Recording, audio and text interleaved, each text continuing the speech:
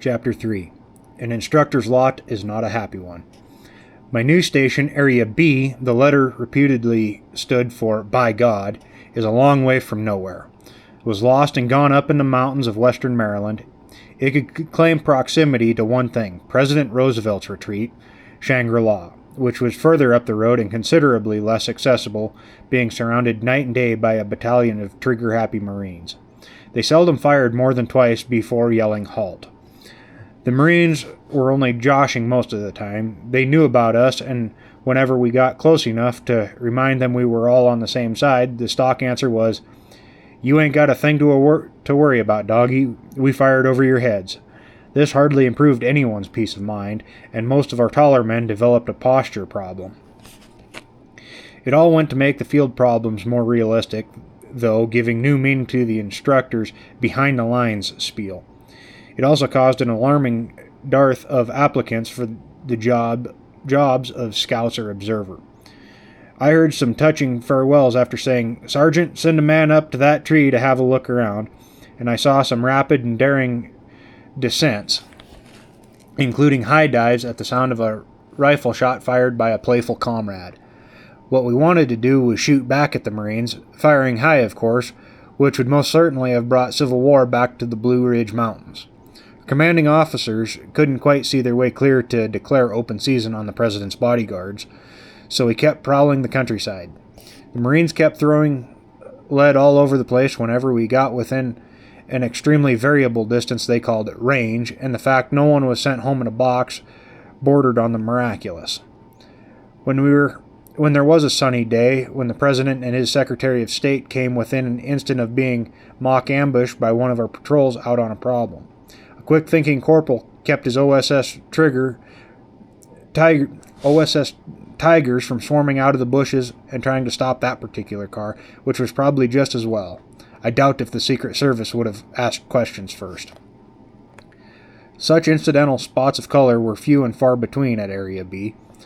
I had been hopelessly spoiled by Area F and thought my new base of operations about one-third as attractive as hell with the fires out. The rustic charm of the region made no impression. The setup was similar to most OSS training areas. Everyone bitched more because of its remote locale, but it was no different in pattern.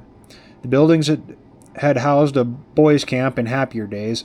Now there was a permanent area detachment who wandered around under the illusion they were taking care of the place. The instructional staff and the student operations groups, demolitions, weapons, and guerrilla warfare tactics were the order of business. The length of the course depended largely on whether or not the particular OG involved was slated to go boating anytime soon. The most secluded part of the area was used as a combination staging and holding ground for groups awaiting shipment. It was no fun for those boys spending their last days with assorted chipmunks and deer, but it couldn't be done any other way since everything about an OSS troop movement was of necessity labeled tippy-top secret. The ones who were practically on their way envied those who were to spend yet a while in Columbia's fair domain. We envied all of them, and the Marines shot at everyone without regard for race, creed, color, or sailing date. After 5 weeks without a day or night off, we suddenly found ourselves with no one to instruct. A slack period was upon us, and a welcome one at that. The chief instructor sent himself home on leave, leaving us to the tender mercies of Lieutenant Roblard's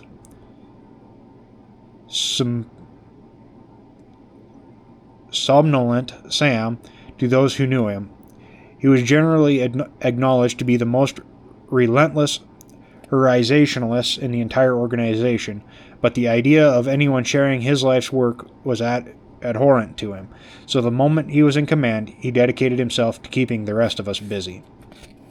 The assignments sweet old Bobble handed into the instructors were indicative of a warped mind.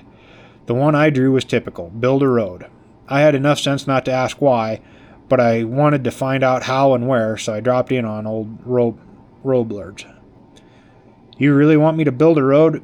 "Yes, until we get another group up here." He was pleasant enough about it. "How many men do I have? What do I use for equipment?" "No men. You can have an axe, a brush hook, and a shovel. And where am I supposed to make this contribution to progress? Start on the ridge of Scar Hill and work down. Fine, I can think of no place on the face of God's earth that needs a road less than Scar Hill, and I'm just the boy to build it. Thank you, and good afternoon. Wait a second, Raj. You know I've got to keep the instructors busy. Besides, it's good exercise. I've been busy for 5 weeks, and I don't need exercise. Neither do the others. We need a rest. A rest? His voice was brimming with indignation. You men are in the army. There's a war on. Who told you? Building my road was something less than strenuous labor. I followed the line of no resistance. Testing my handiwork became the area's most popular and least approved form of diversement. Everyone who could lay hands on a jeep would bounce up to the takeoff, literally, point, and give it a whirl. I always went along to show the way, since there was none to be seen. We could, however, tell when we were running out of road. We began to hit more trees.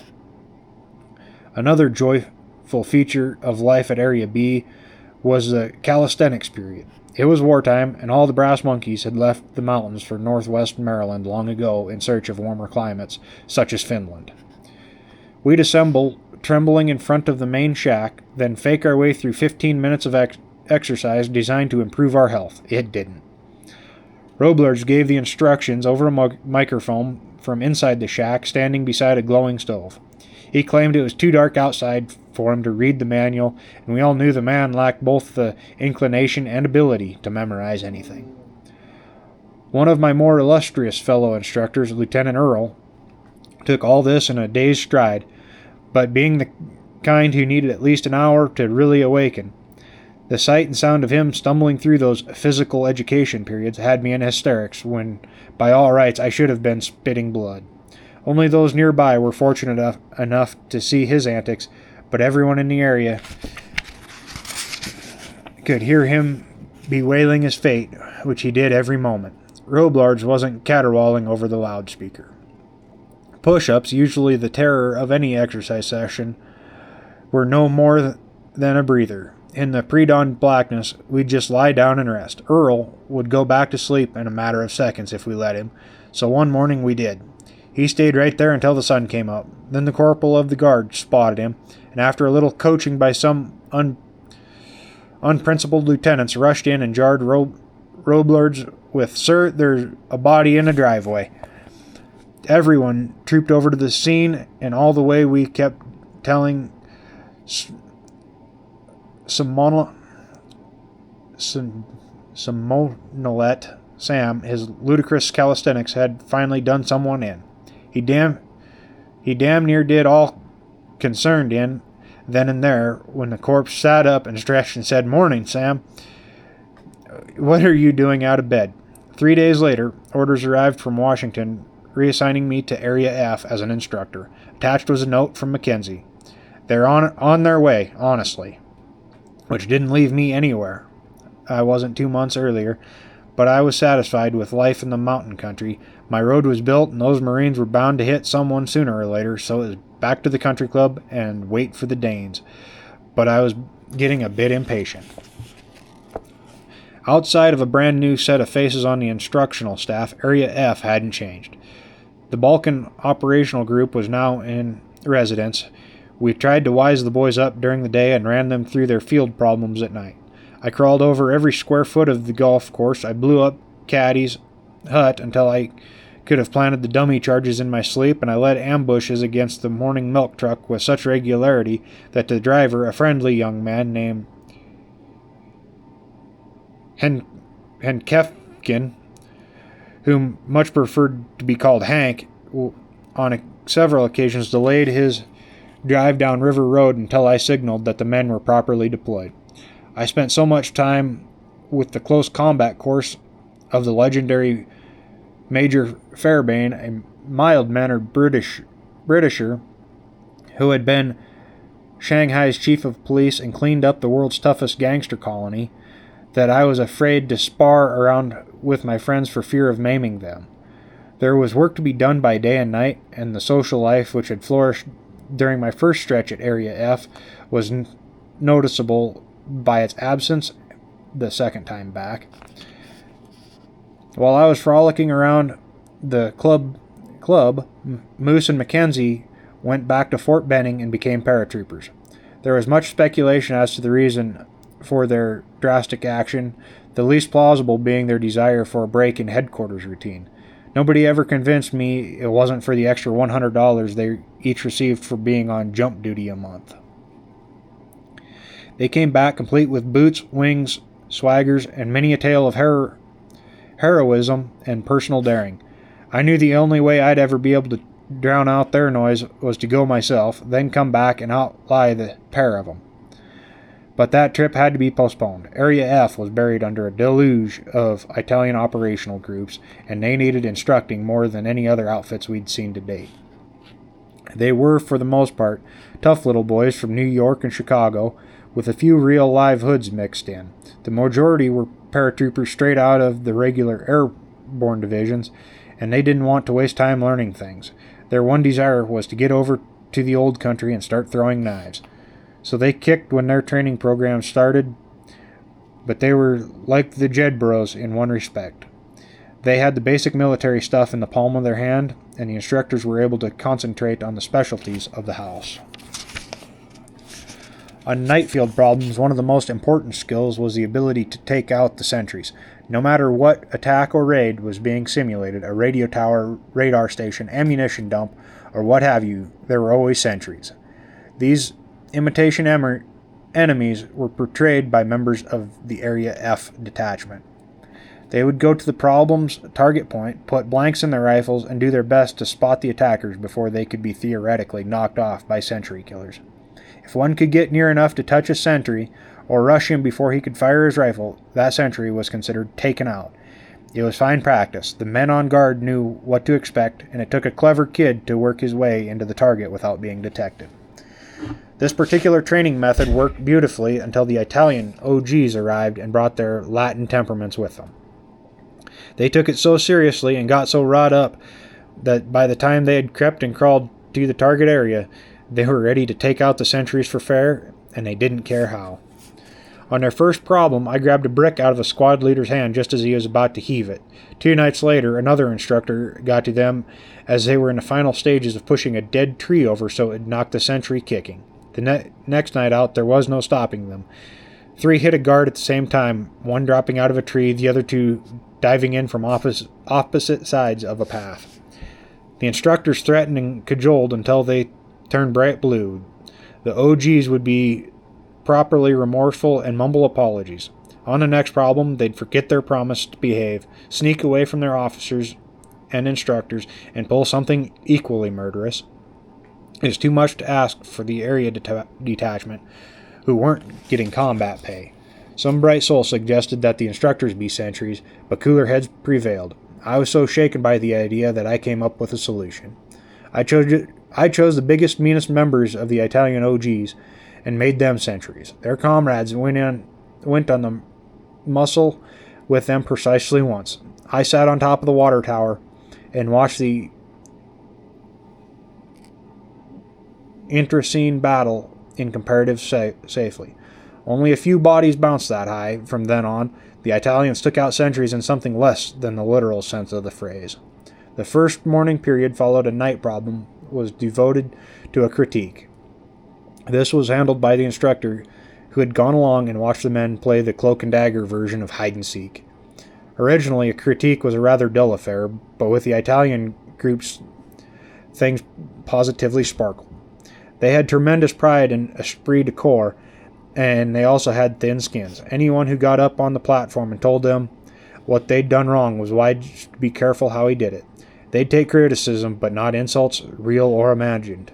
Any instructor who crossed them in this respect lost them from that moment on. One of the critiques I handled came after 2 of the groups had made a complete botch of their previous night's problem. They had been surprised while setting up an ambush by 2 armored cars.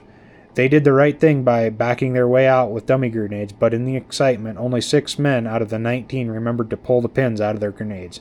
The other 13 might as well have thrown rocks. I had to make that abundantly clear in a way they'd never forget, but not at the expense of the men who had goofed. I rearranged the classroom for this particular critique, setting my platform and desk near a side door. On the desk, I placed a grenade which had been specifically doctored for the occasion. It looked real enough, but actually it was a dummy with the identifying stripes painted over. Its detonator, however, was genuine. What it amounted to was a grenade which looked and acted real until the last instant. Then, instead of exploding, it popped like a firecracker. The Italian operational groups marched in and took their seats. They were on edge, officers as well as men, and obviously expecting the worst. I'd gotten along fine with them during their training, but news of what had happened on the problem had spread through the area, and the working over they'd been given by the other groups had them ready to burst into flames. I stood behind the desk watching them. Their eyes were riveted on the grenade. Then I picked it up and let them have another long look. There wasn't a sound in the room. Suddenly I pulled the pin and placed the grenade back on the desk. As I let go, the safety handle flipped off and it started to sputter. I had 5 seconds. That, gentlemen, is how to pull the pin on a hand grenade. 3 seconds. The OGs were frozen in place. I counted 1 to myself, then whirled and stepped through the side door, slamming it behind me. A moment later, there was a sharp crack in the classroom. I opened the door, stepped back behind the desk. Their grenade lay there, smoke curling from the hole in the bottom, where the cotton plug had blown out. The OGs looked as though they were starting to breathe again, but it was still deathly quiet. Any questions, gentlemen? There were no questions, only a sudden wave of applause. They cheered too. The Italian operational groups left Area F shortly after my grenade lesson, and they proved to resemble the Jedburghs in still another respect. It was monstrously dull without them. Then came the dawn. Moose came out of Washington to break the news personally. The plans for the Danish OG have folded completely. Oh, neat. Why? Someone just got around to finding out Denmark's as flat as a pool table. There's very little natural cover. 32 officers and men would be lucky to last 32 hours. And it took 4 months to figure that out? You're lucky they figured it out at all. So now what happens? They say you're a good instructor. You can keep on doing that until something else turns up. Look, Moose, I'm in no hurry to hear some German playing Come to Christ on a machine gun, but I didn't hook up with this Omicron Sigma Sigma to be an instructor for the duration. That's what I figured. You want to go to the parachute school at Fort Bragg? On the other hand, good instructors are an absolute necessity in this business, and I'm one of the best. Not anymore, you're not. You'll be leaving for Benning tomorrow night. Wait a minute. I have to volunteer for that. I volunteered for you. Then suppose you go for me. I've been. Now you're going. You'll have fun jumping out of the airplanes. I'll take care of everything here and at headquarters. What does that leave me to take care of? Climbing down trees you didn't climb up.